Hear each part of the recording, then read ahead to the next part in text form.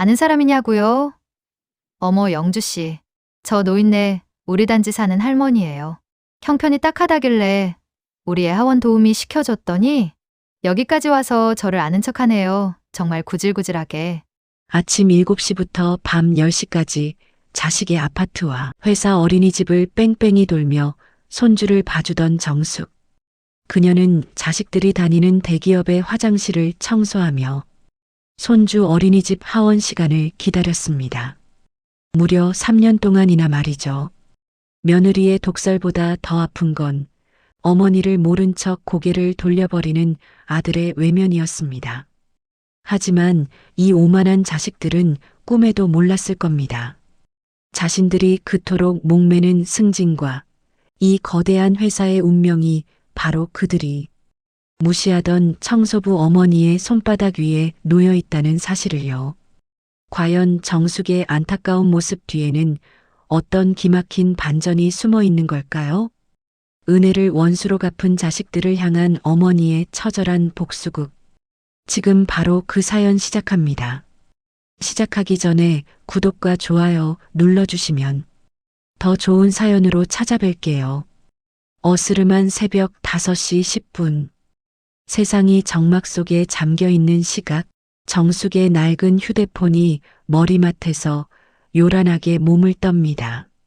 나이가 들면 아침잠이 없어진다지만 67세 정숙에게 새벽은 안식의 끝이 아니라 처절한 전쟁터로의 소집 명령과도 같습니다. 이부자리를 걷어차고 일어나는 몸은 여기저기서 삐걱거리며 비명을 지릅니다. 어제 온종일 손주 녀석을 안고 계단을 오르내린 탓인지 무릎 관절은 날카로운 송곳으로 찌르는 듯한 통증이 시시때때로 밀려옵니다. 정숙은 마디마디가 퉁퉁 부어오른 손가락을 억지로 쥐었다 펴며 뻣뻣해진 근육을 깨웁니다. 주방 구석에 놓인 낡은 약통에서 진통제 2알을 꺼내 물도 없이 씹어 삼킵니다. 입안에 퍼지는 쌉싸름한 약 기운이 목구멍을 타고 넘어가야 비로소 하루를 버틸 최소한의 동력이 생깁니다. 정숙은 서둘러 보따리를 챙깁니다. 어제 오후 늦게 시장 바닥을 헤매며 떼온 신선한 나물들과 아침부터 푹 고아낸 소고기 무국이 담긴 통들이 꽤 묵직합니다. 지하철 새 정거장 거리, 아들 민우와 며느리, 유진이 사는 신축 아파트 단지의 금색, 문구가 가로등 불빛에 번쩍입니다. 저 아파트의 계약금부터 취득세, 인테리어 비용까지 정숙이 평생 시장 바닥에서 뜨거운 김 쐬어가며 국밥 팔아모은 돈이 안 들어간 곳이 없습니다. 하지만 정숙은 제 집 번호키를 누르듯 당당하지 못합니다. 혹여나 예민한 며느리가 깰까 숨을 죽이며 마치 도둑처럼 조심스럽게 현관문을 열고 들어섭니다. 현관에 들어서자마자 코끝을 찌르는 건 어젯밤 자식들이 마시고 남긴 쾌쾌한 술 냄새와 아무렇게나 내팽개쳐진 구두들입니다. 거실로 들어서니 며느리 유진은 벌써 소파에 앉아 무표정한 얼굴로 휴대폰을 넘기고 있습니다. 시어머니가 땀을 뻘뻘 흘리며 무거운 반찬 보따리를 들고 들어왔는데도 고개 한번 까닥하지 않은 채 입부터 엽니다. 어머님, 오늘은 왜 이렇게 늦으셨어요? 제가 오늘 오전에는 특히 바쁘니까 7시 전에는 오셔서 아침 준비하셔야 한다고 어제 분명히 말씀드렸잖아요. 오늘 민우 씨 중요한 인사고가 발표 있는 날인데 아침부터 분위기 다 망치게 하실 거예요? 어머니가 늦으시면 저희 스케줄이 다 꼬이는 거 모르세요? 며느리의 첫마디는 따뜻한 인사가 아니라 날카로운 칼날 같은 질타였습니다. 유진은 실크 잠옷 차림으로 다리를 꼬고 앉아 정숙을 마치 상습적으로 지각하는 가사 도우미 대하듯 쏘아붙입니다. 정숙은 굽은 허리를 펴지도 못한 채 서둘러 세탁실로 향합니다. 미안하다, 유진아. 지하철이 조금 늦었네. 얼른 차려줄게. 부엌에서 뿜어져 나오는 뜨거운 열기가 얼굴을 덮치고 손목이 시큰거리지만 정숙은 쉴 틈이 없습니다. 아들 민우는 안방에서 부스스한 모습으로 나오며 하품을 내뱉더니 식탁 의자를 끌어당기며 짜증을 냅니다. 엄마, 내 파란색 넥타이 어딨어? 아, 진짜 유진아, 당신이 좀 챙겨주지 그랬어. 엄마는 아침부터 정신없이 뭐 하는 거야? 밥은 다 됐어? 나 8시에는 나가야 한단 말이야. 국이 식으면 맛없으니까 먹기 싫다고 했잖아. 아들 역시 정숙의 고생은 안중에도 없습니다. 정숙은 달려가 아들의 넥타이를 찾아주고 다시 주방으로 돌아가 가스레인지 불을 켭니다. 고소한 소고기 무국 냄새가 거실에 퍼지기 시작하지만 식탁에 앉은 자식들의 대화에는 정숙의 자리가 없습니다. 그들은 마치 정숙을 가구처럼 여기며 자기들만의 이야기를 나눕니다. 자기야, 오늘 신규 부지 프로젝트 상무님한테 최종 보고해야 하잖아. 그 알박기 중인 부지 소유주 노인네 연락처 아직도 안 나왔어? 그거 못 구하면 우리 둘 다 이번에 과장 승진물 건너가는 거 알지? 이번 프로젝트에 우리 목숨 걸려 있다고. 알아, 나도 미치겠어. 회사에서는 그 땅 없으면 4억. 확장이 아예 불가능하다고 난린데 주인이라는. 노인네가 워낙 지독해서 부동산 연락도 안 받는데. 아, 진짜 그런 노인네들은 왜 그렇게 욕심이 많은지 몰라. 죽을 때 그 땅 싸들고 갈 것도 아니면서 젊은 사람들 앞길 막는 게 취미인가 봐. 자식들이 말하는 그 지독하고 욕심 많은 땅 주인. 정숙은 국을 푸다 말고 잠시 손을 멈췄습니다. 30년 전 노름과 술로 세월을 보내던 남편이 마지막으로 남긴 빚더미를 청산하고 어린 민우를 등에 업고 피눈물을 흘리며 샀던 그 버려진 맹지. 그 땅이 지금 이 자식들이 다니는 거대한 대기업 사옥의 심장부라는 사실을 이들은 꿈에도 모르고 있었습니다. 정숙은 그저 묵묵히 자식들 앞에 김이 모락모락 나는 따뜻한 밥상을 차려냅니다. 생선 가시를 발라 아들 밥 위에 얹어주지만 민우는 휴대폰만 보며 무심하게 밥을 입으로 밀어 넣을 뿐입니다. 8시 30분 태풍 같은 출근 시간이 지나고 나면 정숙에게는 더 큰 전쟁이 기다리고 있습니다. 이제 막 걸음마를 떼고 자기 주장이 강해진 손주 녀석입니다. 잠투정하는 아이를 달래 씻기고 입지도 않으려는 옷을 억지로 입혀 어린이집 가방을 챙깁니다. 그곳은 자식들이 다니는 제2건설 본사 건물 내에 있는 사내 어린이집입니다. 어머니, 회사 어린이집이 제일 시설 좋고 안전하대요. 가까이 있으면 저희 마음도 편하고 직원이라 비용 혜택 적용되는 것도 많아요. 그러니까 번거로우시더라도 어머님이 매일 애 데리고 저희 회사로 와주세요. 등원은 9시까지 시켜주시고 하원은 저희 퇴근할 때까지. 어머니가 회사 근처에서 애 데리고 시간 좀 보내주시면 되잖아요. 저희는 그게 제일 마음 편해요. 어머니도 손주 재롱 보는 게 유일한 낙 아니세요? 며느리 유진의 이기적인 제안을 아무렇지 않게 하고 아들 민우는 그게 맞지라며 고개를 끄덕였습니다. 처음에는 손주 녀석이 너무 예쁘고 눈에 아른거려 기쁜 마음으로 시작했지만 정숙의 일상은 완전히 파괴되었습니다. 아침 9시에 애를 등원시키고 나면 오후 4시 하원 시간까지 7시간의 긴 공백이 생깁니다. 자신의 집으로 돌아가기엔 지하철로 왕복 1시간 가까이 걸렸고 길거리 벤치에 앉아 있기엔 낡은 무릎이 너무 시렸습니다. 카페에 앉아 커피 한 잔 사 마실 돈조차 아까웠던 정숙은 결국 결단을 내렸습니다.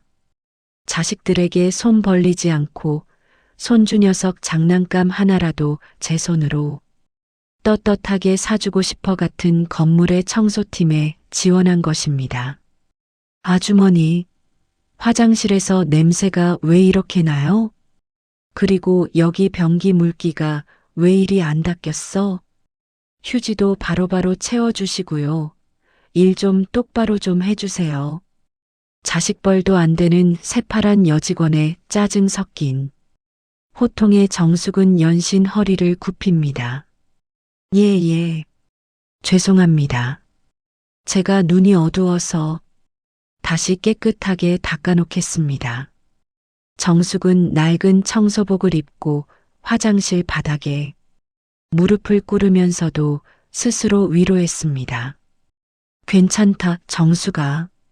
내 자식들 다니는 건물인데 내가 깨끗하게 닦으면 내 자식들 기 살려주는 거지 뭐. 내 몸 힘들어도 땀 흘려번 돈인데 누가 뭘 하겠어. 하지만 그 소박한 자존심마저 갈기갈기 짓밟히는 순간은 금방 찾아왔습니다. 오전 11시 유진이 근무하는 12층 전략기획팀 구역 여자 화장실. 정숙은 바닥에 엎드려 타일 사이사이에 찌든 때를 솔로 닦아내고 있었습니다. 그때 낯익은 명품 구두 소리와 함께 유쾌한 웃음소리가 들려왔습니다. 며느리 유진과 그녀의 팀 동료들이었습니다. 정숙은 반가운 마음에 고개를 들여다 유진의 서늘한 눈빛과 마주쳤습니다. 며느리는 정숙을 알아보는 순간 눈동자에 경멸을 담으며 마치 벌레를 본 듯 눈살을 찌푸렸습니다. 그리고는 동료들에게 더 크게 웃으며 믿을 수 없는 말을 내뱉습니다. 어머, 영주 씨. 저 청소 아주머니 유진 씨네 아파트 단지에서 본 것 같은데? 아침마다 유진 씨 집 들어가는 거 본 동료도 있다더라. 설마 아는 사람이야? 가만 보니 인상이 좀 비슷해 보이기도 하고. 동료의 날카로운 질문에 화장실 안에는 차가운 정적이 흘렀습니다. 정숙은 심장이 터질 듯 두근거렸습니다. 그래도 며느리인데 내 손주를 낳은 자식인데 우리 시어머니예요라고는 못해도 최소한 고생하시네요라는 따뜻한 눈인사라도 해주겠지 기대했습니다. 하지만 유진의 입에서 나온 말은 정숙의 영혼을 도려내는 날카로운 칼날이었습니다. 어머, 영주 씨. 무슨 그런 소름 끼치는 소리를 하세요? 저 노인네, 우리 단지에 사는 질척거리는 스토커 할머니예요. 형편이 딱해 보여서 우리 애 하원 도우미 좀 시켜줬더니 감지덕지하기는커녕 여기까지 따라와서 저를 감시하잖아요. 정말 구질구질하고 창피해서 얼굴을 들 수가 없네요. 저런 노인네들 특징이 그렇잖아요. 호의를 베풀면 그게 권리인 줄 알고 끝도 없이 들러붙는 거. 정말 징글징글해요. 저런 부류들.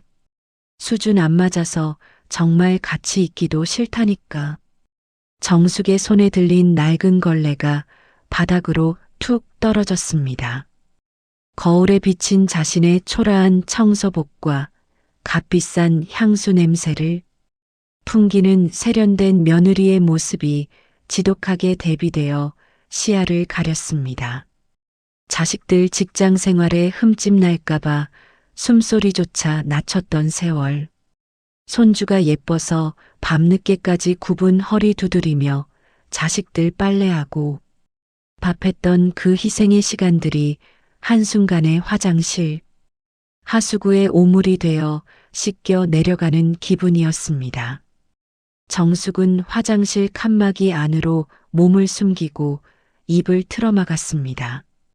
밖에서는 유진과 동료들의 비웃음 섞인 대화가 이어졌습니다. 역시 유진 씨는 마음도 넓어. 저런 급 떨어지는 노인네 상대하기 힘들 텐데 정말 대단해. 나 같으면 벌써 경찰에 신고했을 거야. 정숙은 차가운 타일 바닥에 주저앉아 소리 없는 비명을 질렀습니다. 자식과 며느리에게 시어머니는 그저 필요할 때 쓰고 버리는 일회용 소모품이었던 걸까요?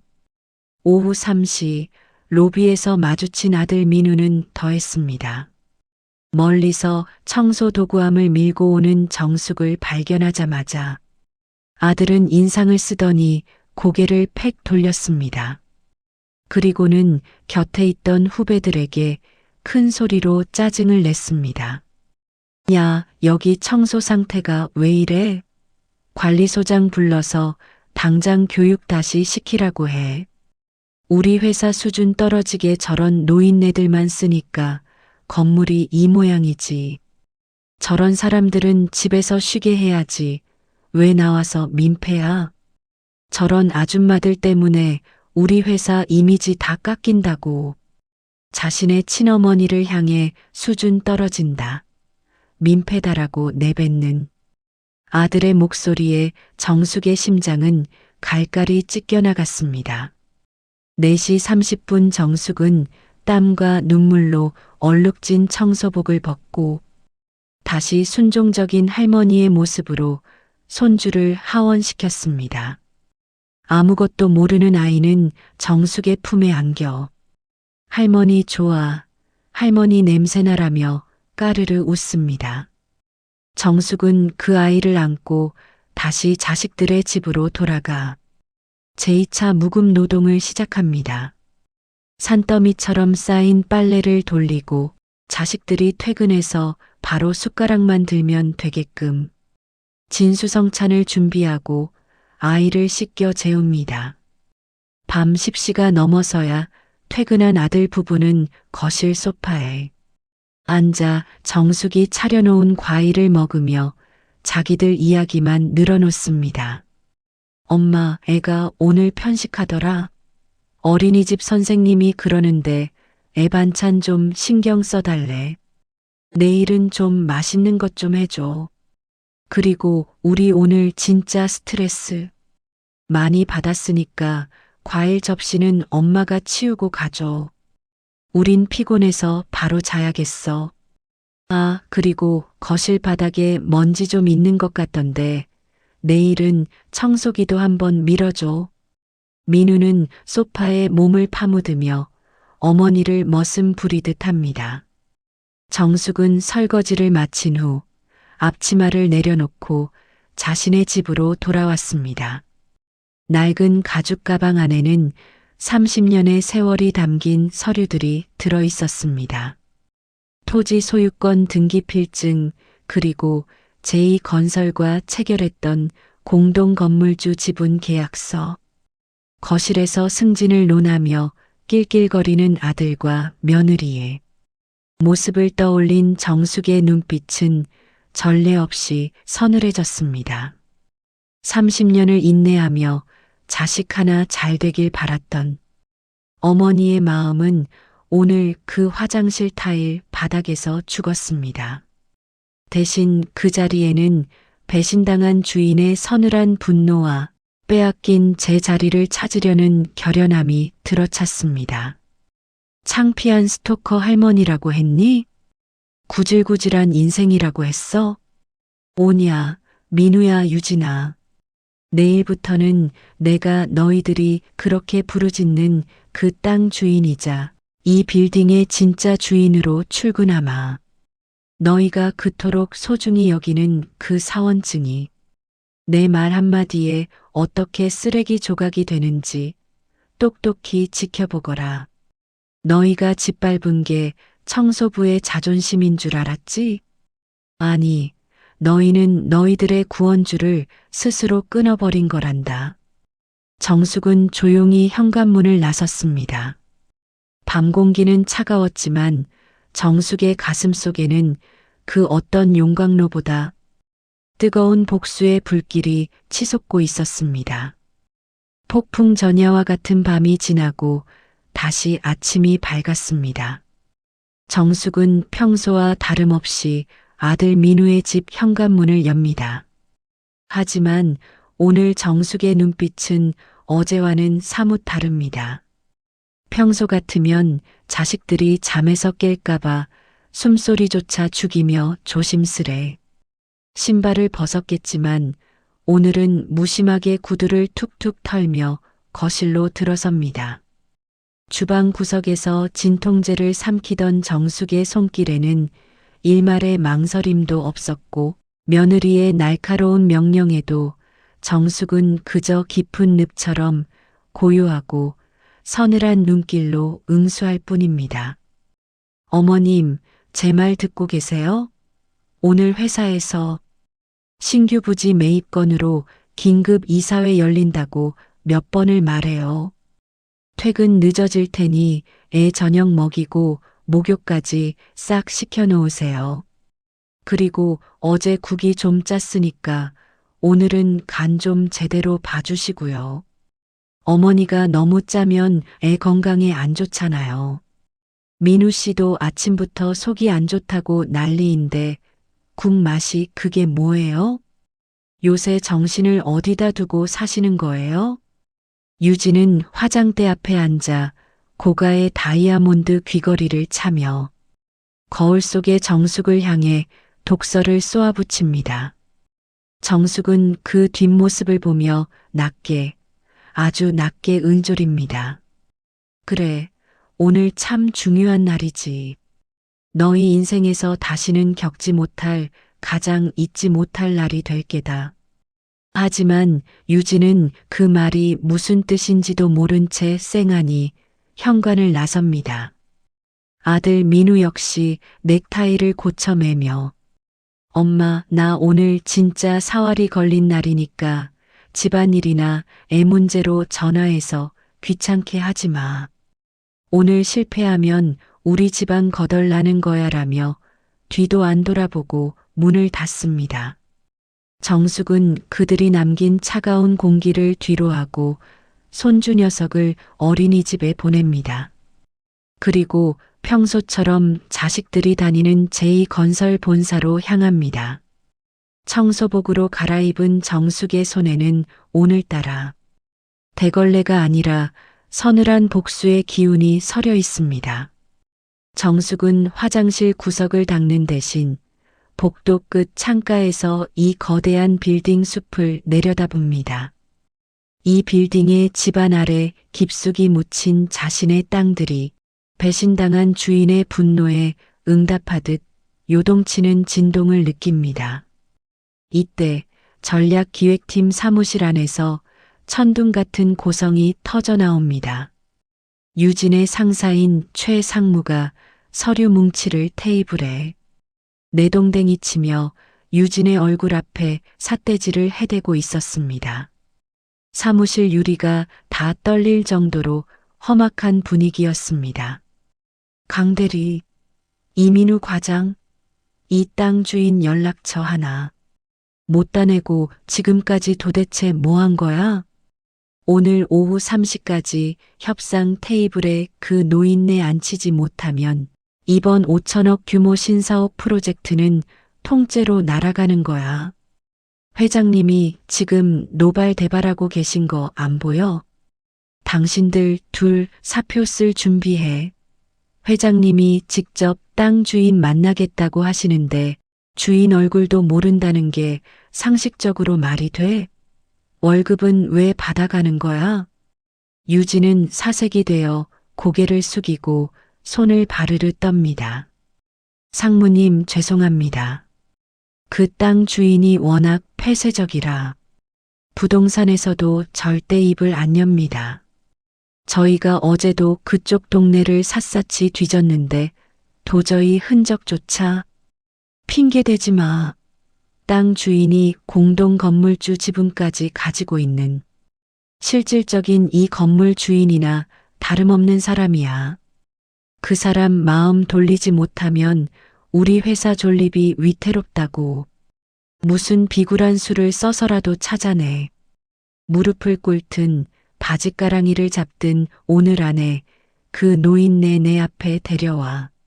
사무실 밖 복도에서 이 소리를 하나도 빠짐없이 다 듣고 있던 정숙은 입가에 비릿하고도 서늘한 미소를 띄웁니다.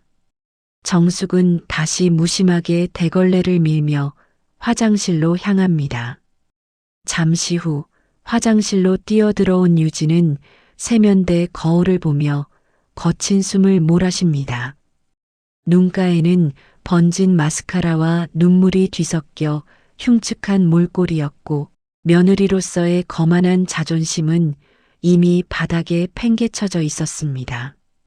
그때 구석에서 변기를 닦고 있던 정숙이 조용히 아주 차분하게 말을 건넵니다. 유진아, 얼굴색이 흑빛이구나. 무슨 힘든 일이라도 있니? 회사에서 무슨 일이라도 생긴 게냐?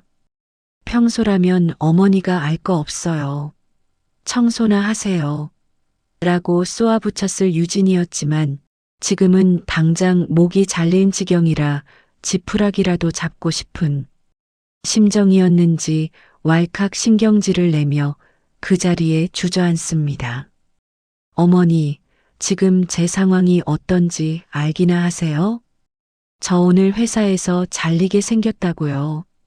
민우 씨랑 저랑 둘 다 길거리로 나앉게 생겼는데 어머니는 한가하게 여기서 변기나 닦고 계시니까 속이 편하시겠죠? 아, 진짜 짜증나. 그 땅 주인 노인네는 왜 그렇게 고집불통인 거야? 죽을 때 그 땅 싸들고 갈 것도 아니면서 왜 우리 앞길을 막느냐고. 그 지독한 노인네 때문에 내 인생 다 망가지게 생겼어. 정숙은 며느리의 지독한 독설에도 아랑곳하지 않고 걸레를 헹구며 낮은 목소리로 하지만 뼈가 있는 어조로 말합니다. 그 땅 주인이라는 사람, 혹시 내가 좀 알아봐 주랴? 나도 여기서 청소하며 직원들 하는 소리 듣기로는 그 사람 성격이 아주 대쪽 같아서 자존심 건드리는 걸 세상에서 제일 싫어한다고 하더구나. 특히 자기 무시하는 사람한테는 절대로 땅 안 판다고 소문이 파다하던데. 그 노인네도 사람인데 진심 어린 대우를 원하지 않겠니? 유진은 콧방귀를 뀌며 실성한 듯 웃습니다. 어머니가요? 어머니가 무슨 수로요? 청소부들끼리 모여서 남의 집 뒷담 하나 까는 거 말고 어머니가 아는 게 뭐가 있다고. 아, 잠시만요. 혹시 유진의 눈이 번쩍 뜨입니다. 평소 청소부 아주머니들이 건물 구석구석을 누비며 임원들 동선부터 보안실에 극비 정보까지 직원들보다 더 많은 정보를 쥐고 있다는 사실이 퍼뜩 떠오른 것입니다. 유진은 갑자기 태도를 180도 바꿔 정숙의 거칠어진 손을 덥석 잡습니다. 방금 전까지만 해도 스토커라고 비하하며 벌레 보듯 털어내던 그 투박한 손이었습니다. 어머니, 생각해보니 어머니가 청소팀 반장님들이랑 친하시죠? 그분들 중에 혹시 이 건물 VIP 주차장에 자주 드나드는 땅 주인 차 번호 아는 사람 없을까요? 아니면 그 노인네랑 친한 부동산 업자라도요. 어머니, 제발 좀 도와주세요. 이번 일 해결 안 되면 저랑 민우 씨 사표 쓰고 이 아파트 대출금도 못 갚아요. 어머니 손주 길거리에 나앉게 하실 거예요? 이렇게 비는데 제발 좀 도와주세요. 네. 자신의 영달과 위기를 넘기기 위해 어린 손주까지 팔아먹는 며느리의 비굴함에 정숙은 실소를 금치 못합니다. 정숙은 주머니에서 낡은 수첩을 하나 꺼내 유진의 눈앞에 보여줍니다. 여기 내가 청소하면서 주워들은 정보가 좀 적혀 있긴 하다. 이 땅 주인이 조만간 이 근처 낡은 찻집에서 자신의 대리인을 비밀리에 만나기로 했다는 소문이 있더구나. 그 사람이 워낙 남의 눈을 피하는 사람이라 유진은 눈이 뒤집혀 수첩을 뺏으려 듭니다. 거의 발악에 가까운 몸짓이었습니다. 어디예요? 그 찻집이 어디예요? 어머니, 빨리 알려주세요. 아니, 아예 어머니가 그 사람 얼굴 좀 확인해 주시면 안 돼요? 어머니는 청소부니까 그 사람이 경계 안 할 거 아니에요. 그 사람한테 우리 사정 좀 잘 말해주면 안 돼요? 우리 시어머니라고 하지 말고 그냥 청소하다 들었다고 하면서요. 제발요. 정숙은 차갑게 유진의 손을 뿌리칩니다. 유진의 손길이 닿은 곳이 오염이라도 된 듯 털어내며 말합니다. 나를 스토커라고 부르고 구질구질한 노인네라고 욕하던 사람의 부탁을 들어줄 만큼 내가 한가하지 않단다. 유진아, 사람을 대할 때는 그 사람이 걸레를 들었든 펜을 들었든 최소한의 예의를 갖추어야 하는 법이다. 내가 어제 이 화장실에서 나에게 했던 그 모진 말들, 내 가슴에 박힌 못이 아직도 피를 흘리고 있는데 내가 너를 도와주겠니? 너라면 도와주겠어? 유진은 당황하며 얼굴이 벌겋게 달아오릅니다. 하지만 여전히 반성의 기미보다는 임기응변뿐입니다. 아, 어머님, 그건 회사 사람들이 오해할까봐 제 커리어 때문에 어쩔 수 없이 그랬죠. 제 진심 아니었던 거 아시잖아요. 다 저희 가족 잘 되라고 그런 거. 정말 죄송해요, 어머님. 제가 그때 귀신이 씌었나 봐요. 제발 이번 한 번만 도와주세요. 제가 이번 일만 잘 풀리면 어머님 유럽 여행 보내드릴게요.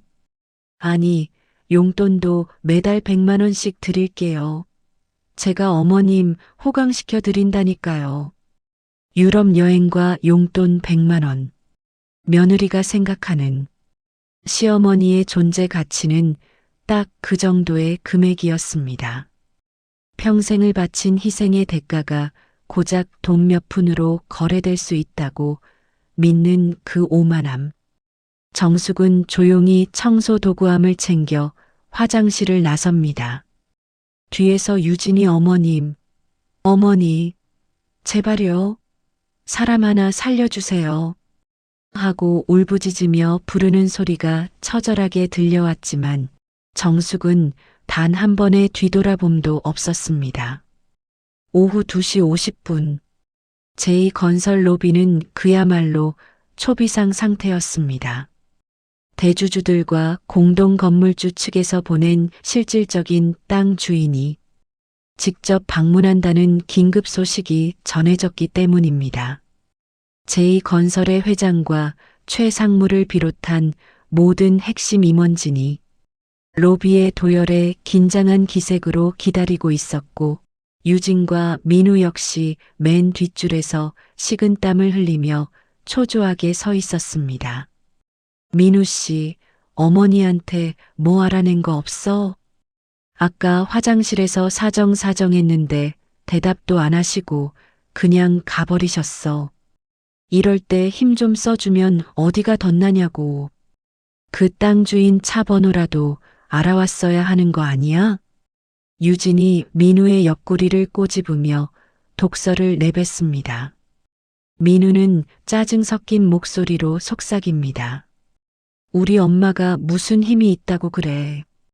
그냥 청소 아줌마들 사이에서 떠도는 헛소문이나 주워들었겠지. 당신도 참 급하니까 별 노인네한테 다 매달리네. 그냥 우리가 직접 땅 주인 만나서 단판 지어보자고. 우리 엄마 청소하는 거 들키기 전에 빨리 해결해야 해. 그때 은색 광택이 번쩍이는 최고급 롤스로이스 세단 한 대가 로비 정문 앞에 엄숙하게 멈춰섭니다. 차 문이 열리고 모두의 시선이 집중됩니다. 하지만 차에서 내린 사람은 화려한 정장 차림의 젊은 사업가가 아니었습니다. 건물의 관리소장 박 씨가 정중하게 거의 허리가 꺾일 정도로 90도 인사를 하며 차 뒷문을 엽니다. 그리고 그곳에서 내린 사람은 평소에 초라하고 땀 냄새 나는 청소복을 벗어 던지고 단아하면서도 범접할 수 없는 위험이 느껴지는 진회색 실크 정장을 입은 정숙이었습니다. 정숙의 목에는 은은하게 빛나는 최고급 진주 목걸이가 걸려 있었고 그녀의 눈빛은 더 이상 자식들의 눈치를 보며 밥상을 차리던 노모의 것이 아니었습니다. 세상을 발 아래 둔 거대 자산가의 서늘한 안광이 빛나고 있었습니다. 로비에 서 있던 수백 명의 직원이 경악하며 웅성거리기 시작합니다. 유진과 민우의 눈은 금방이라도 튀어나올 듯 커졌고 입은 벌어진 채 다물어지지 않았습니다. 엄마가 왜 저기서 내려? 저 차는 뭐야? 저 옷은 또 뭐고? 민우는 자신의 눈을 의심하며 헛구역질하듯 중얼거립니다. 유진은 다리에 힘이 풀려 그 자리에 주저앉을 뻔한 것을 간신히 벽을 잡고 버팁니다. 정숙은 평소에 굽은 등을 꼿꼿이 펴고 우아하고 위험 있는 걸음걸이로 로비를 가로지릅니다. 제2건설의 회장이 직접 달려가 정숙의 손을 잡으며 허리를 굽힙니다. 임 회장님, 드디어 오셨습니까? 이 누추한 곳까지 직접 발걸음을 해주시니 영광입니다. 계약 조건은 회장님이 원하시는 대로 다 맞춰드리겠습니다. 저희 회사의 운명이 회장님 손에 달려 있습니다.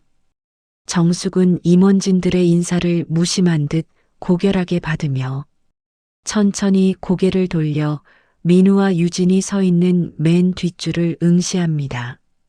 정숙의 서늘하고 날카로운 시선이 유진의 공포에 질린 눈동자에 정면으로 박히자 유진은 숨도 쉬지 못한 채 얼어붙었습니다. 정숙은 그들을 향해 천천히, 아주 천천히 다가갑니다. 로비의 모든 시선이 이제 그 세 사람에게 쏠렸습니다. 정숙의 구두 소리가 로비 대리석 바닥을 울릴 때마다 유진의 심장은 조각나고 있었습니다. 유진아, 민우야, 너희가 그렇게 필사적으로 찾던 그 지독하고 욕심 많은 땅 주인이 온 것 같구나. 왜 그렇게 넋을 잃고 있니? 아까 화장실에서처럼 동료들에게 구질구질한 스토커 노인네라고 회장님께 당당하게 소개해드려야지. 내 수준이 안 맞아서 같이 있기도 싫다며. 정숙의 서늘한 한마디가 로비에 파동처럼 퍼지자 쥐 죽은 듯한 정적이 감돌았습니다. 제2건설 회장의 안색이 순식간에 흑빛으로 변하며 유진을 쳐다봅니다. 강대리, 이게 무슨 소리야? 지금 임 회장님께 무슨 망언을 한 거야? 감히 우리 건물 최대 소유주이자 공동사업자이신 분께 스토커라고 했어? 당신 제정신이야? 유진은 입술을 파르르 떨며 단 한마디의 변명도 하지 못한 채 바닥만 바라봅니다. 민우 역시 엄마. 이게 대체 어떻게 된 거야? 엄마가 왜 회장님이야? 우리한테 왜 말 안 했어? 라며 횡설수설합니다. 정숙은 차갑게 비웃으며 회장실 전용 엘리베이터로 향합니다. 회장님, 오늘 협상은 아주 흥미로울 것 같군요. 아, 그리고 저기 있는 이민우 과장과 강유진 대리도 배석시키세요. 본인들이 그렇게 궁금해하던 땅 주인의 실체와 그 주인이 휘두르는 권력이 어떤 것인지 똑똑히 보여줘야 할 것 같으니까요. 두 사람, 오늘 내 앞에서 부모 귀한 줄 모르는 인간이 어떤 대가를 치르는지 인생 공부 좀 제대로 해야 할 거야. 엘리베이터 문이 닫히기 직전 정숙은 자신을 향해 절망적이고 비굴한 눈빛을 보내는 자식들을 보며 생각했습니다. 이제 시작이다. 너희가 짓밟은 어머니의 자존심과 인생이 어떤 대가를 치르게 할지 그 비싼 수업료를 이제부터 하나하나 지불하게 해주마. 회장실로 향하는 엘리베이터 안 정숙은 아까 청소복 주머니에서 빼내지 않았던 낡은 면 걸레를 꺼내 쓰레기통에 천천히 떨어뜨립니다. 이제 청소부 임정숙은 죽었습니다. 오직 배신당한 주인이자 거대한 부의 주인인 임 회장만이 남았을 뿐입니다. 제2건설의 심장부라 불리는 32층 회장실. 사방이 통유리로 되어 서울 시내가 한눈에 내려다 보이는 이 화려하고 오만한 공간에 숨막히는 정적이 흐릅니다. 평소엔 신분증이 있어도 근처조차 오지 못했을 아들 민우와 며느리 유진은 지금 죄인처럼 고개를 숙인 채 회장실 한복판에 얼어붙어 서 있습니다. 그들의 시선 끝에는 방금 전까지 화장실 바닥을 기며 변기를 닦던 시어머니 정숙이 최고급 가죽 소파에 앉아 차분하게 차를 마시고 있습니다. 자, 강유진 대리, 이민우 과장, 그렇게 보고 싶어 하던 땅 주인 얼굴을 직접 마주하니 소감이 어떤가? 아까 화장실에서 내 투박한 손을 잡으며 비굴하게 매달리던 그 간절함은 다 어디로 갔니? 왜 스토커 할머니랑 같은 공간에 있으려니 숨이 막히기라도 하는 게냐? 정숙의 서늘하고 낮은 목소리에 유진은 입술을 파르르 떨며 차마 고개를 들지 못합니다. 회장과 임원들은 이 기묘하고도 살벌한 고부관계의 진실 앞에 눈치를 보며 뒷걸음질 쳤고 회장실에는 오직 피보다 진한 배신감과 돈보다 차가운 증오만이 가득 찼습니다. 아들 민우가 간신히 아주 간신히 갈라진 목소리를 쥐어짜냅니다. 엄마, 이게 대체 어떻게 된 거야? 엄마가 무슨 돈으로 이 금싸라기 땅을 가지고 있었던 거야? 왜 우리한테 한마디 상의도 없이 이런 엄청난 일을 숨긴 거냐고. 우린 그것도 모르고 매달 대출 이자에 허덕이며 구질구질하게 살았는데 엄마는 어떻게 우리한테 이럴 수가 있어. 자식이 고생하는 것 뻔히 보면서 어떻게 그 큰 돈을 숨기고 청소부 흉내를 낸 거야. 아들의 첫마디가 미안함이나 참회가 아니라 돈을 숨긴 것에 대한 원망과 억울함이라는 사실에 정숙은 가슴 한구석이 텅 비어버리는 것을 느낍니다. 정숙은 들고 있던 찻잔을 천천히, 아주 천천히 내려놓으며 30년 동안 가슴 깊숙이 묻어두었던 썩어 문드러진 이야기를 꺼내기 시작합니다. 그래, 민우 너는 억울하겠지. 진작 알았으면 청소부라고 무시하지도 않았을 테고 더 일찍 나를 여왕처럼 떠받들었을 테니까. 하지만 너희가 욕심 많은 알박기 노인네라고 욕하던 이 땅이 어떻게 내 손에 들어왔는지, 그리고 내가 왜 이 땅을 지키기 위해 내 평생을 걸레질로 보냈는지 너희는 단 한 번이라도 궁금해한 적이 있었니? 아니, 관심조차 없었겠지. 정숙의 눈동자에 30년 전에 처절했던 기억이 일렁입니다. 화면은 과거의 잿빛 기억으로 거슬러 올라갑니다. 정숙이 가난한 집안의 맏딸로 시집 올 때 친정아버지가 눈물로 쥐어준 유일한 미천은 경기도 외곽의 허름하고 폐허 같은 땅이었습니다. 잡초만 무성하고 근처엔 공동묘지마저 있어 아무도 거들떠보지 않던 농사조차 지을 수 없는 쓸모없는 맹지였습니다. 시댁 식구들은 이딴 쓰레기 땅을 혼수로 가져왔냐며 정숙을 구박했고 정숙의 남편은 노름 빚을 갚기 위해 그 땅, 문서까지 빼앗으려 매일같이 정숙을 들들 볶았습니다. 너희 아버지가 노름 빚에 쫓겨 눈이 뒤집힌 채 식칼을 들고 방 안까지 쫓아 들어올 때도 나는 이 땅 문서를 품에 안고 내 가슴을 찔러 죽이라며 버텼다. 시장 바닥에서 하루 16시간씩 뜨거운 김 쐬어가며 국밥을 나르느라 손가락 마디마디가 뒤틀릴 때도 내가 번 돈은 다 내 대학 등록금으로 들어가고 내 손에 남은 건 이 쓸모없어 보이던 땅 한 뼘뿐이었어. 폐허갔던 그 땅이 신도시 개발 구역으로 묶이고 너희가 다니는 이 거대한 빌딩 숲의 중심이 되기까지 내가 얼마나 많은 밤을 홀로 눈물로 지새우며 땅을 지켰는지 너희가 단 1분이라도 상상이나 해봤니? 정숙의 목소리가 파르르 떨려옵니다. 사실 정숙은 민우가 결혼하고 첫 손주를 낳았을 때 이 땅의 지분을 정리해 하나뿐인 외동아들에게 모두 물려주려 했습니다. 자식 고생시키지 않는 것이 부모의 마지막 사명이라 믿었기 때문입니다. 하지만 아들 내외의 집으로 들어가 무보수 하원 도우미 생활을 시작한 첫날부터 정숙은 소름 끼치는 진실을 목격했습니다. 자식들에게 부모는 사랑의 대상이 아니라 무제한으로 뽑아 쓸 수 있는 편리한 도구였다는 것을요. 민우야, 내가 처음 취업해서 첫 월급 탔다고. 시장에서 내복 한 벌 사오던 날 나는 결심했었다. 내 이 모든 재산을 너에게 주고 나는 조용히 내 뒤에서 늙어가리라. 그런데 말이다.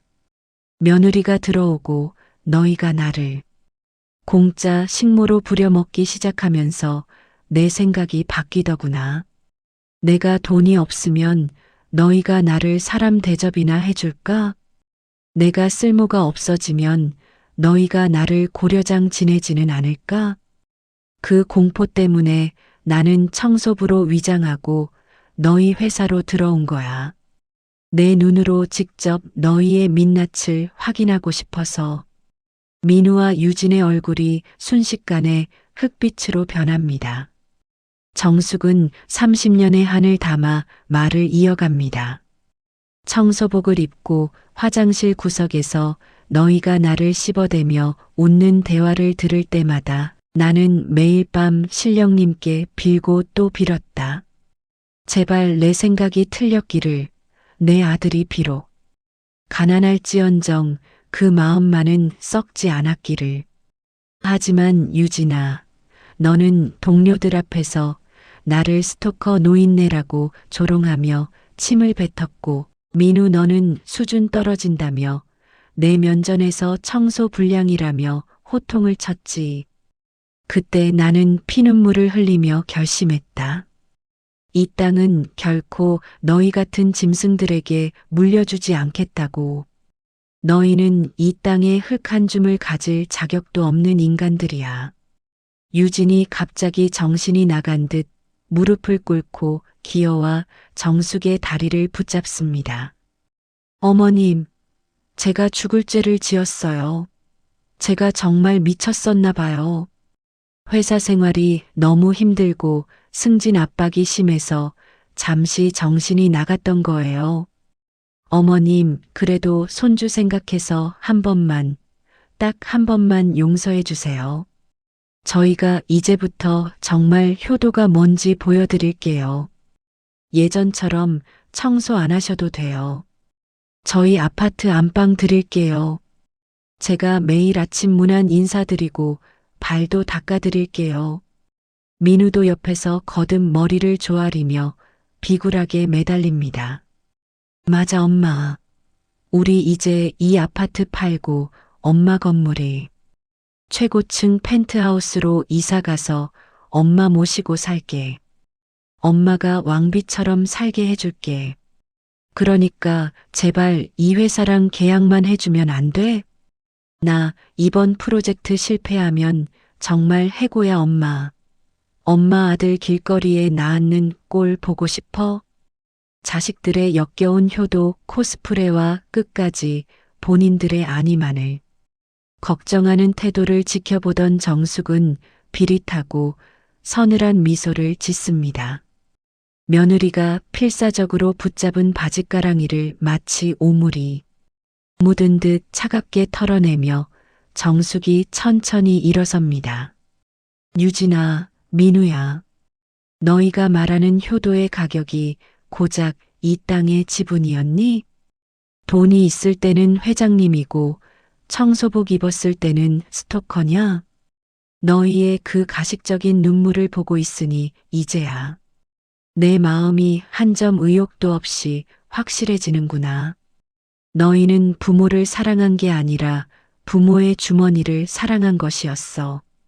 정숙은 테이블 위에 놓인 수천억의 가치가 담긴 신사업 부지 매각 계약서를 집어듭니다. 유진과 민우의 눈에 신락 같은 희망의 빛이 서립니다. 하지만 정숙은 그 계약서를 모두가 보는 앞에서 천천히 아주 공들여서 잘게 찢어 발기기 시작합니다. 종이 조각들이 눈송이처럼 회장실 바닥으로 흩날립니다. 내 땅은 내가 결정한다. 오늘부로 제2건설과의 모든 부지 매입 협상은 전면 중단이다. 그리고 회장님, 이 두 사람의 해고는 알아서 결정하십시오. 부모를 인간 이하로 취급하고 무시하는 자들이 어떻게 이 거대 기업의 미래를 책임지겠습니까? 이런 인성을 가진 자들이 만드는 건물은 보나 마나 부실 공사일 테니까요. 제2건설 회장이 당황하며 식은땀을 닦더니 연신 고개를 끄덕입니다. 물론입니다. 임 회장님, 즉시 인사위원회 열어서 파면 조치하겠습니다. 회장님 뜻이 정 그러하시다면 당연히 따라야지요. 유진은 비명을 지르며 바닥에 쓰러져 오열했고 민우는 넋이 나간 듯 바닥에 떨어진 찢어진 계약서 조각들을 주워 담으려 필사적으로 손을 휘젓습니다. 정숙은 그 비참하고 추악한 꼴을 서늘하게 내려다보며 회장실 문을 향해 뚜벅뚜벅 걷습니다. 민우야, 너는 참 좋은 기회를 내 손으로 걷어찼다. 내가 죽기 전 마지막으로 너에게 주려 했던 건 이 땅의 가치보다 수백 배는 귀한 너를 믿었던 내 마지막 진심이었다. 하지만 너는 그 진심마저 변기물에 넣어 시원하게 씻어 내려버렸어. 이제 내 인생은 내가 닦던 화장실 바닥보다 더 어두워질 거다. 정숙은 문을 열고 나가기 전 마지막으로 며느리 유진을 돌아봅니다. 아, 그리고 유진아. 아까 내가 찻집에서 대리인 만난다고 했지? 그 대리인이 누군지 아직도 궁금하니? 바로 그 땅의 법적 관리인들과 변호사들이란다. 오늘 저녁까지 너희 짐 다 싸서 나가라. 너희가 지금 살고 있는 그 아파트 명에 내 앞으로 되어 있는 거 잊지 않았겠지? 내가 준 것들 하나도 빠짐없이 다 내놓고 맨몸으로 나가거라.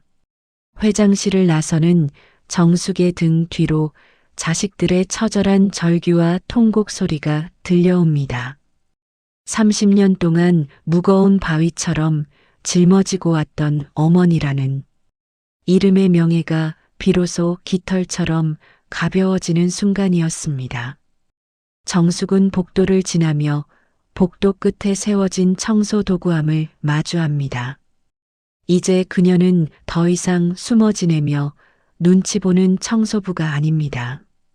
자신의 가치를 스스로 증명해내고 배신한 자들을 심판한 이 거대한 도심의 당당한 주인입니다.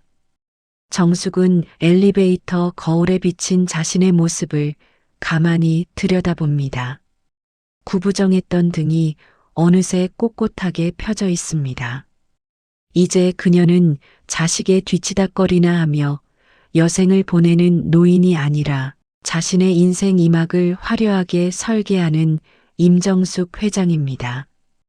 그녀의 발걸음 소리가 복도를 울릴 때마다 낡은 과거가 떨어져 나가고 눈부신 새로운 태양이 떠오르고 있었습니다. 인생의 온갖 풍파를 다 겪으며 산전수전 공중전까지 치러낸 정숙이었지만 자식이라는 탈을 쓴 짐승들이 내뿜는 탐욕이 이토록 바닥이 없고 추악할 줄은 꿈에도 몰랐습니다. 직장에서 해고 통보를 받고 정숙의 명의로 되어 있던 그 번듯한 아파트에서 쫓겨난 민우와 유진 부부는 서울 변두리의 곰팡이 냄새 가득한 낡은 지하방으로 거처를 옮겼습니다. 번듯한 대기업 사원증을 목에 걸고 남들을 내려다보며 아나무인으로 살던 그들에게 바퀴벌레가 기어다니고 습기가 차서 벽지가 들뜬 단칸방은 지옥보다 더한 고문이었습니다. 하지만 그들은 그곳에서도 반성이라는 단어를 떠올리지 않았습니다. 대신 어떻게 하면 다시 정숙의 300억 땅에 빨대를 꽂고 예전처럼 호의호식할 수 있을지만을 뱀처럼 교활하게 궁리했습니다. 민우 씨, 이대로는 정말 안 돼. 우리의 유치원비는커녕 당장 내일 먹을 쌀도 없다고. 어머니 성격 알잖아. 한번 마음 돌아서면 칼 같은 분인 거. 하지만 딱 하나 어머니가 죽어도 못 이기는 약점이 있잖아. 바로 우리 은성이야. 어머니가 은성이만큼은 자기 목숨보다 아끼는 거 당신도 봤잖아. 유진의 눈이 어둠 속에서 번뜩였습니다. 그들은 정숙이 손주 은성이를 얼마나 끔찍이 아니 경건할 정도로 아끼는지 잘 알고 있었습니다. 비록 자식들은 벌레 보듯 무시하며 구박했어도 정숙은 매일 아침 손주를 씻기고 새 옷을 입히며 내 강아지 할머니가 세상 끝까지 다 지켜줄게라며 눈물을 훔치던 분이었으니까요. 그들은 은성이를 마지막 패로 삼아 정숙의 집 앞에 나타나기로 결심합니다. 그것은 효도가 아니라 부모를 향한 비열한 인질극의 시작이었습니다. 비가 추적추적 내리며 온 세상을 회색빛으로 물들이던 어느 날 저녁, 정숙은 새로 이사한 단아하고 고요한 한옥 거실에서 차를 마시며 깊은 생각에 잠겨 있었습니다. 자식들을 쳐내고 얻은 평화였지만 가슴 한구석은 여전히 시린 바람이 부는 듯 했습니다. 그때였습니다. 대문 밖에서 찢어지는 듯한 처절한 울음소리와 함께 문을 두드리는 소리가 들려왔습니다. 엄마, 제발 문 좀 열어줘. 은성이가 열이 펄펄 끓어. 엄마, 은성이 길거리에서 병들어 죽는 꼴 보고 싶어? 제발 한 번만 살려줘, 엄마. 우리가 잘못했어. 엄마가 천벌을 내려도 좋은데 우리 은성이만은 살려야 할 거 아니야. 민우의 절규 섞인 목소리에 정숙의 손이 파르르 떨렸습니다. 찻잔 속의 찬물이 소용돌이 치듯 흔들렸습니다. 아무리 모질게 마음을 먹었어도 아무리 짐승 같은 자식들이라도 어린 손주가 아프다는 말에는 정숙의 심장이 덜컥 내려앉았습니다. 부모라는 이름의 멍에는 이토록 지독한 것이었습니다. 정숙은 떨리는 손으로 대문을 열었습니다. 그곳에는 비에 젖어 엉망이 된 민우와 유진, 그리고 얇은 여름 옷 한 장만 걸친 채 겁에 질려 파랗게 질린 채 우는 네 살배기 은성이가 서 있었습니다. 어머님, 저희는 굶어 죽어도 괜찮아요. 길바닥에서 잠을 자도 벌이라고 생각할게요. 그런데 우리 은성이가 무슨 죄예요? 집도 없고 돈도 없어서 애가 이 차가운 빗속에서 떨고 있어요. 어머님, 제발 저희는 안 보셔도 좋고 욕을 하셔도 좋으니 우리 은성이만이라도 이 따뜻한 집에서 재워주세요. 네. 어머님, 제발요. 유진이 정숙의 바짓가랑이를 부여잡고 진흙바닥에 무릎을 꿇은 채 통곡하기 시작했습니다. 정숙은 차마 자식들의 얼굴을 보지 못한 채 말없이 아이를 받아 안았습니다. 아이의 몸은 정말 얼음장처럼 차가웠고 가느다란 숨소리가 위태로웠습니다.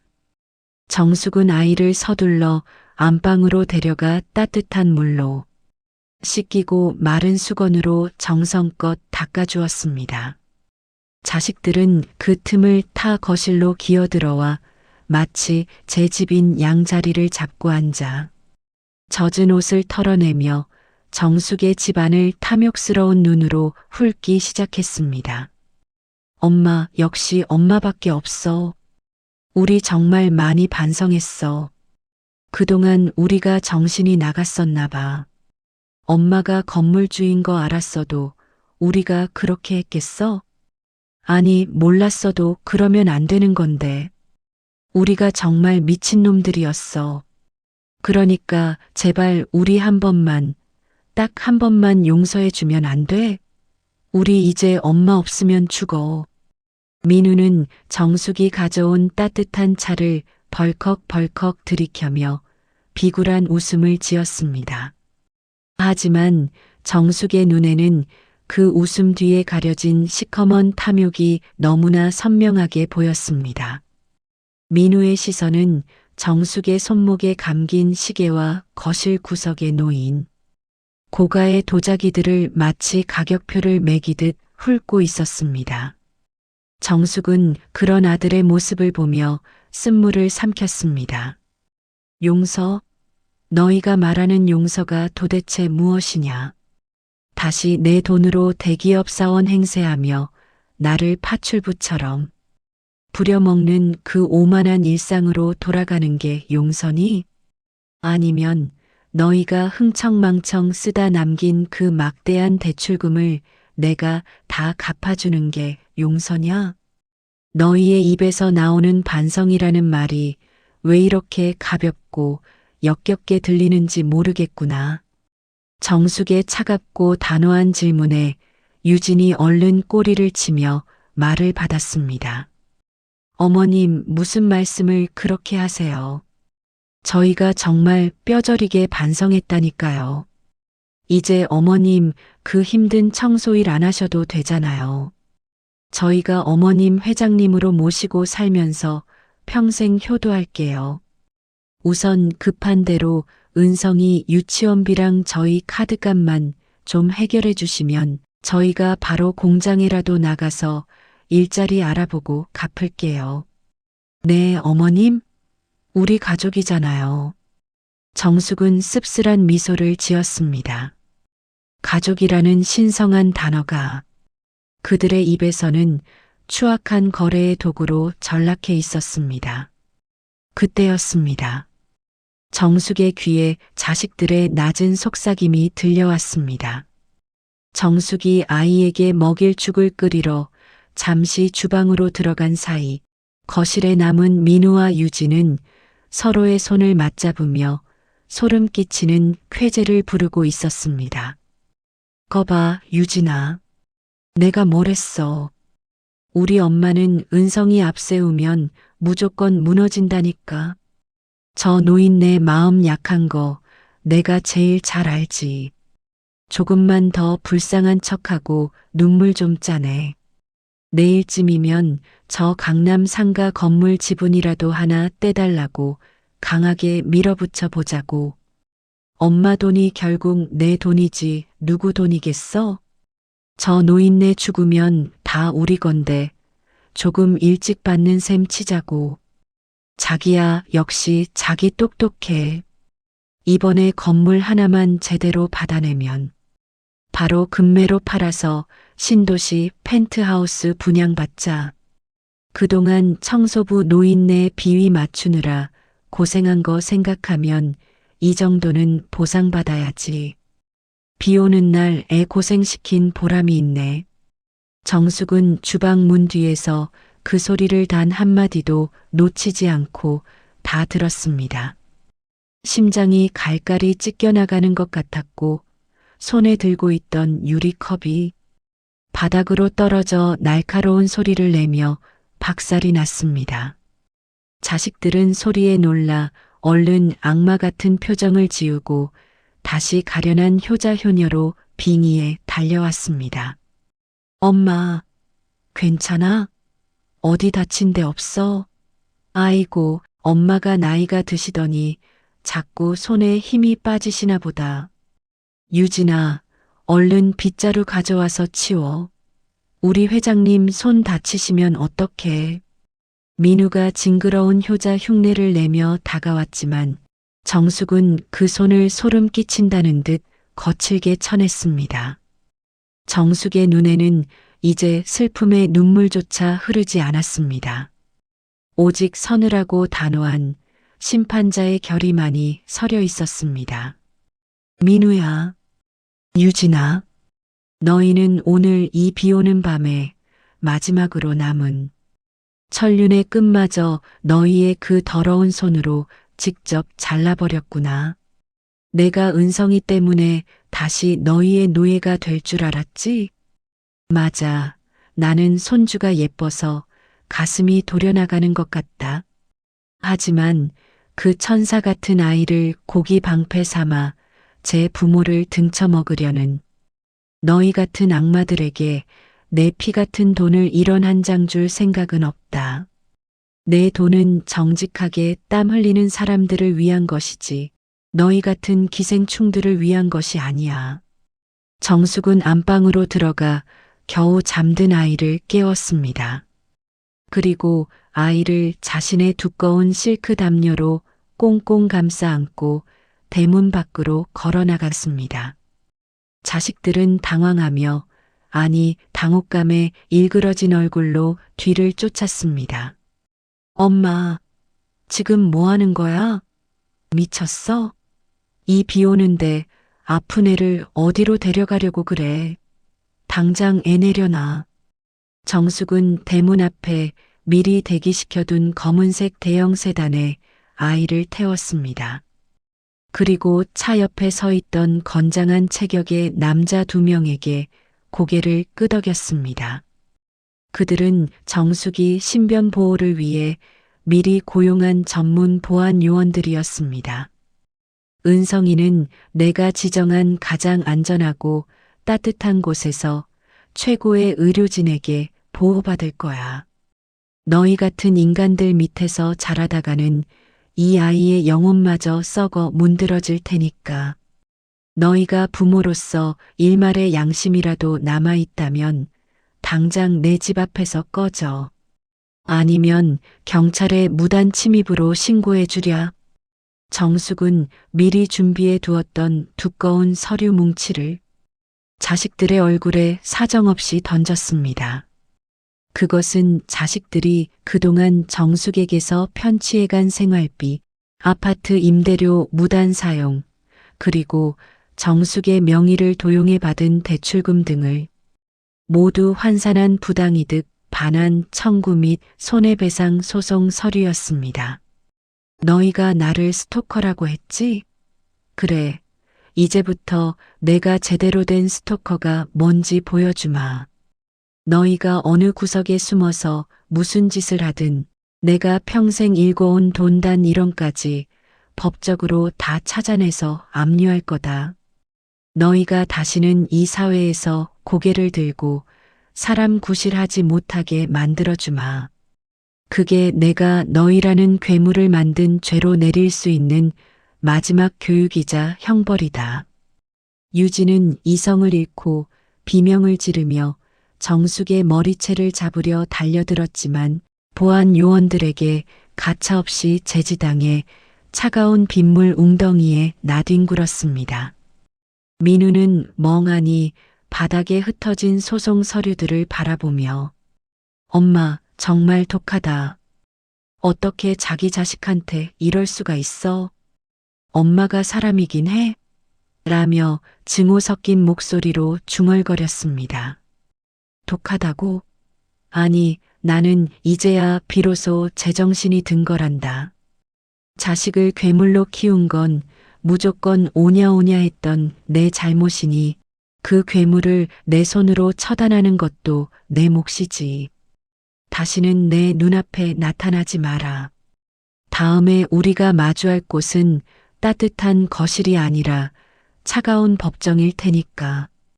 잘 가거라. 내 인생에서 가장 아픈 실패작들아. 정숙은 차갑게 대문을 닫아 걸었습니다. 밖에서는 거친 빗소리와 함께 자식들의 입에 담지 못할 욕설과 절규가 뒤섞여 들려왔지만 정숙은 단 한 번도 뒤돌아보지 않았습니다. 그녀는 거실로 돌아와 흩어진 찻잔 조각들을 하나하나 직접 치우고 단정하게 자리에 앉았습니다. 창밖의 맹렬한 빗줄기가 세상의 모든 오물과 자신의 아픈 과거를 씻어내는 듯 했습니다. 정숙은 비로소 깨달았습니다. 부모의 진정한 역할은 무조건적인 희생과 퍼주기가 아니라 자식이 괴물이 되었을 때 그 앞을 단호하게 가로막는 엄한 회초리가 되는 것이라는 사실을요. 정숙은 식어버린 차 대신 자신을 위해 새로 우려낸 향긋한 차를 들었습니다. 이제 그녀의 노후는 자식의 뒤치다꺼리가 아닌 오로지 자신만을 위한 빛나는 시간들로 채워질 것입니다. 인생의 거친 파도가 휩쓸고 지나간 자리에는 묘한 정적이 감돌았습니다. 계절이 두 번 바뀌어 대지에 차가운 서리가 내리고 사람들이 두꺼운 외투깃을 세우며 발걸음을 재촉할 무렵 정숙의 세상은 이전과는 비교할 수 없을 만큼 고요하고도 평온해졌습니다. 자식들을 자신의 인생에서 도려내기로 한 그날 이후 정숙은 생살이 찢겨나가는 듯한 혹독한 겨울을 보냈습니다. 하지만 그 고통의 터널을 지나자 비로소 자신의 이름 석자인 임정숙이라는 존재가 선명하게 빛나기 시작했습니다. 정숙의 단호한 심판은 자식들에게는 감당할 수 없는 뼈아픈 현실로 돌아왔습니다. 대기업 사원 중 하나로 세상을 다 가진 듯 오만방자하게 굴던 아들 민우와 며느리 유진은 이제 더 이상 화려한 오피스 빌딩의 주인공이 아니었습니다. 업계에는 이미 그들이 친어머니를 스토커로 몰아세우고 화장실 청소부라고 비하했다는 소문이 삽시간에 퍼졌습니다. 인성과 평판을 최우선으로 여기는 대기업 문화에서 천륜을 저버린 자식이라는 꼬리표는 사회적 사형 선고와 다름없었습니다. 그들은 재취업은커녕 입에 풀칠할 아르바이트 자리조차 구하기 힘든 낙동강 오리알 신세가 되었습니다. 정숙이 제기한 부당이득 반환 청구 소송은 법정에서도 정숙의 압승으로 끝났습니다. 판사는 자식들이 정숙의 명의를 도용해 받은 대출금과 지난 수년간 무상으로 취해온 모든 금전적 혜택을 반환해야 할 채무로 규정했습니다. 그들이 살던 옥탑방의 보증금마저 압류 대상이 되었고 민우와 유진은 서울 변두리의 곰팡이 핀 낡은 고시원을 전전하며 하루하루를 연명하게 되었습니다. 어느 차가운 초겨울 오후였습니다. 정숙은 자신이 전 재산을 출연해 설립한 JS 자립 복지재단에 개소식을 마치고 행사장을 빠져나오고 있었습니다. 수많은 취재진과 사회 인사들의 박수를 받으며 차에 오르려던 순간 행사장 건물 뒤편 좁은 골목길에서 낡은 박스를 줍고 있는 초라한 남녀를 발견했습니다. 바로 아들 민우와 며느리 유진이었습니다. 명품 슈트 대신 때에 절어번들거리는 낡은 패딩을 입고 세련된 서류 가방 대신 흙먼지 묻은 면장갑을 낀 그들의 모습은 예전 정숙이 닦던 화장실 바닥보다 더 처참하고 누추해 보였습니다. 민우 씨, 저기 봐. 어머니 아니야? 어머니, 어머니, 제발 저희 좀 살려주세요. 저희 정말 굶어 죽을 것 같아요. 유진이 먼저 정숙을 알아보고 비명을 지르며 달려왔습니다. 하지만 건장한 보안 요원들이 그녀의 앞을 철저하게 가로막았습니다. 유진은 바닥에 주저앉아 흙먼지 묻은 손으로 정숙의 깨끗한 구두를 향해 애걸복걸하며 손을 뻗었습니다. 어머님, 저 임신했어요. 곧 은성이 동생이 태어난단 말이에요. 이 추운 겨울에 저희 길바닥에서 애 낳게 하실 거예요? 어머님, 제발. 은성이 얼굴을 봐서라도 저희 한 번만 살려주세요. 저희 이제 정말 고집 안 피울게요. 어머님, 건물 화장실 청소라도 시켜주세요. 제발 밥만 먹여주세요. 아들 민우도 뒤늦게 달려와 차가운 아스팔트 바닥에 무릎을 꿇었습니다. 엄마, 내가 잘못했어. 나 이제야 알았어. 엄마가 시장 바닥에서 얼마나 힘들게 그 땅 지켰는지, 우리 때문에 얼마나 남몰래 울었는지. 나 엄마 없으니까 정말 아무것도 아닌 쓰레기더라. 나 이대로 길거리에서 얼어 죽으면 엄마 가슴에 또 못 박는 거잖아. 한 번만, 딱 한 번만 우리에게 기회를 주면 안 돼? 엄마 아들이잖아. 자식들의 피눈물 섞인 애원을 들으며 정숙은 잠시 발걸음을 멈추고 그들을 내려다보았습니다. 예전의 정숙이었다면 손주가 태어난다는 말에 벌써 심장이 무너져 그들을 품에 안고 통곡했을지도 모릅니다. 하지만 정숙은 이제 뼛속까지 시린 진실을 알고 있었습니다. 그들의 눈물은 진심 어린 참회의 눈물이 아니라 다시 예전의 안락하고 편안한 삶으로 돌아가고 싶은 탐욕스러운 본능의 비명일 뿐이라는 것을요. 유진아, 민우야, 너희가 지금 이토록 처참하고 힘든 건 내가 너희를 버렸기 때문이 아니라 너희 스스로가 인간으로서의 도리를 버렸기 때문이란다. 부모의 희생을 수단으로 여기고 정직하게 땀 흘리는 타인을 비웃던 너희의 오만이 결국 지금의 너희를 만든 거야. 그리고 임신했다는 소식. 그래, 축하한다. 하지만 그 아이는 너희가 책임지고 키우거라. 부모라는 이름이 얼마나 무겁고 때로는 얼마나 처절한 책임감을 요하는 것인지 이제는 너희가 직접 겪으며 뼈저리게 배워야 할 때다. 정숙은 가방에서 작은 흰색 봉투 하나를 꺼내 그들 앞에 놓았습니다. 자식들의 눈에 다시 비열한 탐욕의 빛이 번뜩였습니다.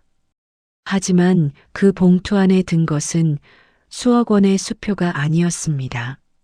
내가 마지막으로 너희에게 베푸는 최소한의 자비이자 정착금이다. 딱 6개월치 반값과 최소한의 식비야. 이 돈이 바닥나기 전까지 남의 눈치 보지 말고 정직하게 몸써서 일할 자리를 찾거라. 그게 내가 너희에게 줄 수 있는 마지막 교육이다. 앞으로 다시는 내 앞에 나타나지 마라. 내 모든 재산은 이미 전액사회에 환원하기로 변호사를 통해 공증을 마쳤으니까 너희에게 돌아갈 유산은 단 1원도 없다. 뭐라고요? 사회환원? 엄마, 미쳤어? 그 큰 돈을 남 좋은 일을 시킨다고? 우리 은성이가 있고 곧 태어날 애가 있는데 어떻게 그럴 수가 있어? 민우가 이성을 잃고 발광하며 소리를 질렀지만 정숙은 이미 차갑고도 우아하게 등을 돌려 차에 올라탔습니다. 차창 너머로 멀어지는 자식들의 일그러진 얼굴과 악에 바친 욕설을 뒤로하며 정숙은 평생 처음으로 가슴속 깊은 곳에서 올라오는 진정한 자유의 숨을 내뱉었습니다. 30년 동안 천근만근 가슴을 짓누르던 부모라는 이름이 무거운 바위가 마침내 가루가 되어 흩어지는 기분이었습니다. 정숙은 자신의 건물 최고층 펜트하우스로 돌아왔습니다. 그곳은 화려한 대리석으로 치장되어 있었지만 정숙의 소박하고 단정한 취향이 고스란히 묻어나는 따뜻한 공간이었습니다. 정숙은 넓은 거실 창가에 서서 붉게 타오르는 노을을 바라보았습니다. 자신이 30년간 피눈물 흘리며 지켜온 이 땅 위로 수많은 사람이 부지런히 개미처럼 오가고 있었습니다. 정숙은 이제 더 이상 남의 눈치를 보며 화장실 변기를 닦던 청소부가 아니었습니다. 그녀는 자신의 부를 통해 소외된 시니어들에게 일자리를 제공하고 부모에게 버림받은 아이들에게 따뜻한 보금자리를 마련해주는 진정한 사회적 어른으로 다시 태어나고 있었습니다. 정숙은 서재로 들어가 낡은 일기장을 펼쳤습니다. 그 첫 페이지에는 예전의 투박한 필체로 임정숙의 인생 이막이라는 글귀가 정갈하게 적혀 있었습니다. 정숙은 붓을 들어 그 옆에 새로운 문장을 한 줄 더 보탰습니다. 부모라는 이름의 무조건적인 희생은 때로 자식의 인성을 좀먹는 독이 될 수 있고 부모의 단호하고 서늘한 심판은 자식의 영혼을 비로소 살려내는 마지막 약이 될 수 있다. 그날 밤 정숙은 아주 오랜만에 꿈도 꾸지 않고 깊고 달콤한 잠에 들었습니다. 새벽의 한기에 몸을 떨며 진통제를 씹어 삼키던 초라한 정숙은 이제 이 세상에 없었습니다. 대신 따사로운 아침 햇살을 온몸으로 받으며 향긋한 차 한 잔으로 하루를 시작하는 우아하고 당당한 정숙 씨가 그곳에 있었습니다. 자식들은 그 후로도 몇 번이나 재단을 찾아와 통곡하며 소란을 피웠지만 정숙은 단 한 번도 그들을 대면해 주지 않았습니다. 그것이 그들이 스스로의 삶을 책임지게 만드는 유일한 길임을 알았기 때문입니다. 대신 손주 은성이는 정숙이 마련한 최고의 교육기관에서 훌륭한 선생님들의 세심한 보살핌 아래 티 없이 맑고 바르게 자라고 있었습니다. 정숙은 주말마다 은성이를 만나며 다짐했습니다. 이 아이만큼은 제 부모의 뒤틀린 탐욕을 담지 않게 땀의 가결과 사람의 온기를 아는 귀한 사람으로 키우겠노라고요. 인생의 황혼에서 비로소 자신의 빛을 찾은 정숙.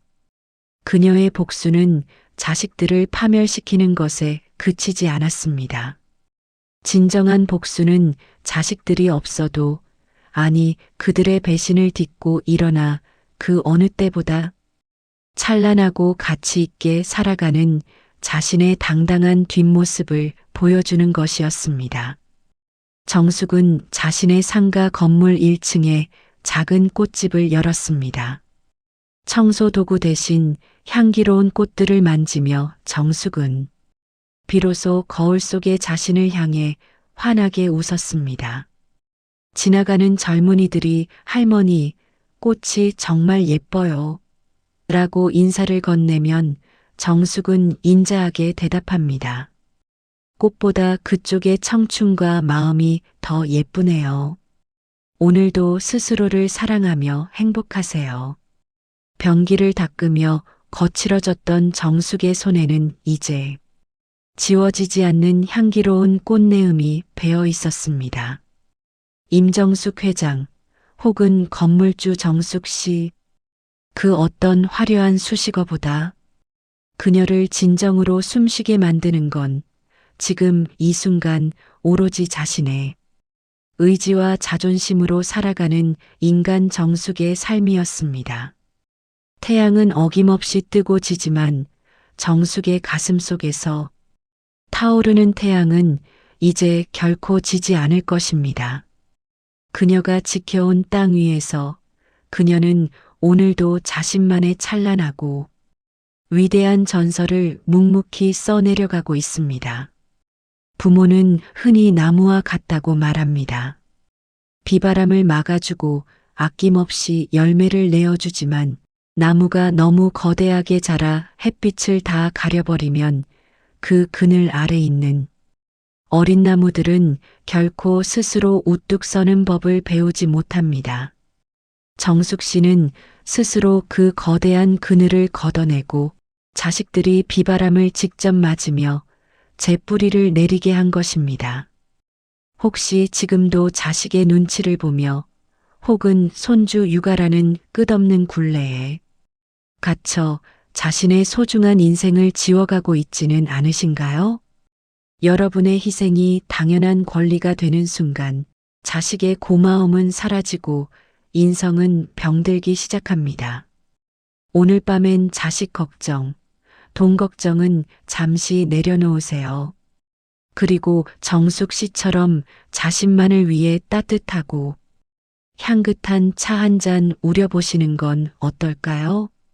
그동안 참 고생 많았다. 이제는 오롯이 나를 위해 살아도 된다고 스스로에게 따뜻한 위로를 건네는 밤이 되었으면 좋겠습니다. 여러분의 인생 2막은 이제부터가 진짜 시작입니다. 여러분은 충분히 그럴 자격이 있고 그 누구보다 빛나는 분들이니까요. 평안하고 눈부신 밤 되시길 바랍니다.